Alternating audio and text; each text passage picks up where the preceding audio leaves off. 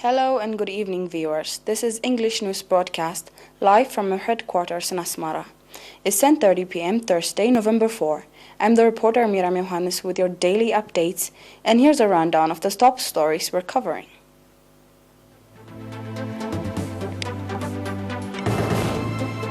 Announcement from the Ministry of Health.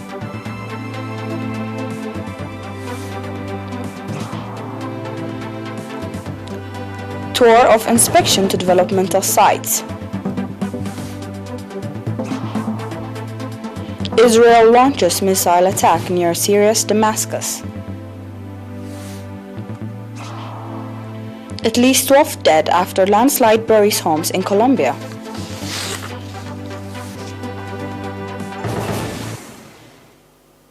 And now we proceed to the details for the local news.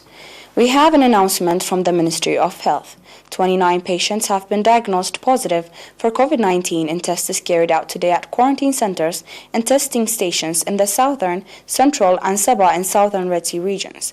Out of these, 16 patients are from the testing stations in Ad-Ghayih 6, Ad-Dukhala 5, and Damascus 3, and Maymana 2 in the southern region. 6 patients are from the quarantine centers 3 and testing stations 3 in Asmara Central Region. 5 patients are from quarantine centers 3 and testing stations 2 in Kern 4 and Adita Kalezan 1 in the Ansaba region. The last 2 patients are from a quarantine center in Asab, Southern Red Sea region. On the other hand, 3 patients who have been receiving medical treatment in hospitals in the Central region have fully recovered and have been discharged from these facilities. The total number of recovered patients has accordingly risen to 6,744, while the number of deaths stands at 45. The total number of confirmed cases in the country to date has increased to 6,910. Ministry of Health, Asmara, November 4, 2021.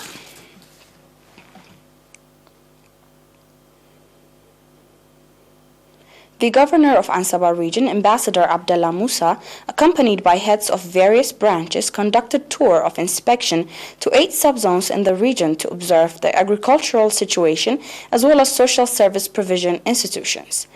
At the tour of inspection that was conducted from 17 to 30 October, Ambassador Abdullah conducted discussion with the concerned bodies in the subzones on the situation of the educational and health facilities, transportation service, as well as potable water supply and other social service provisions.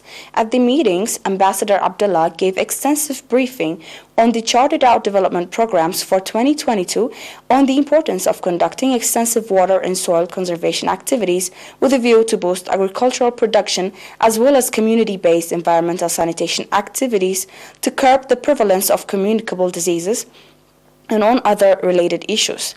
The participants on their part expressed readiness to reinforce participation in the implementation of the charted out development programs. Ambassador Abdullah also called for due preparation for the election of area administrations that will be held in January 2022 in all subzones of the region.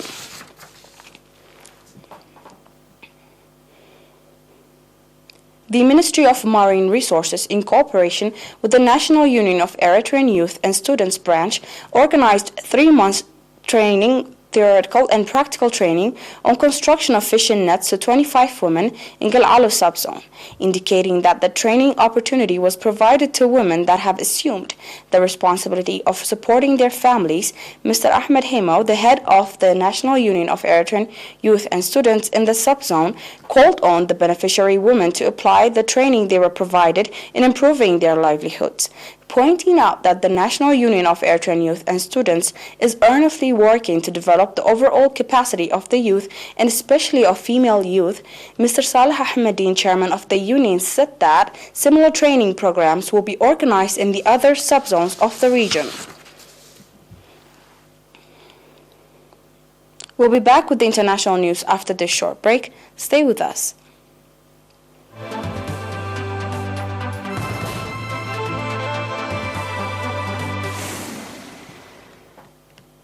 Welcome back.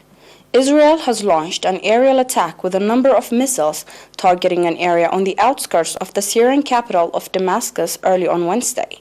The attack resulted in some material damage, and there was no immediate comment of casualties from Israeli officials.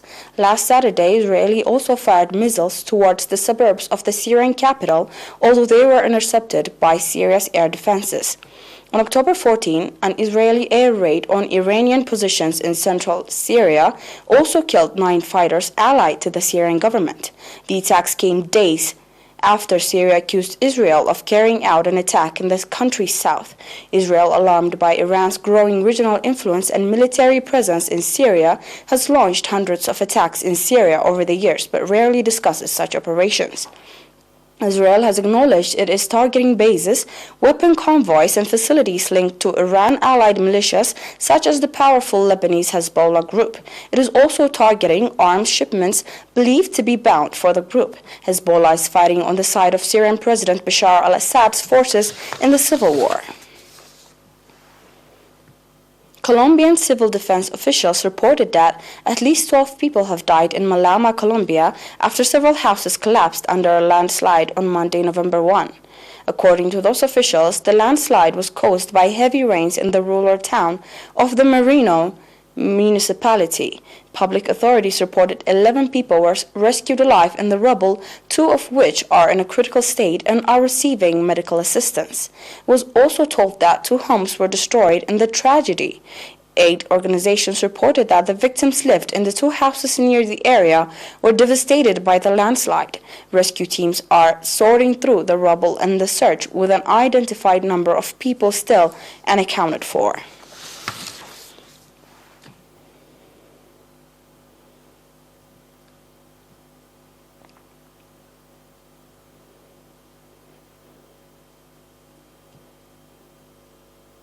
Following is a review of our top stories.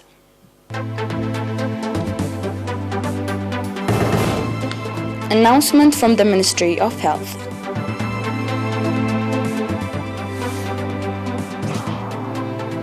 Tour of inspection to developmental sites.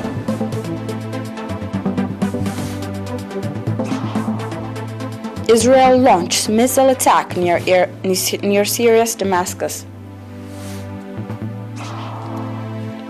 At least 12 dead after landslide buries homes in Colombia.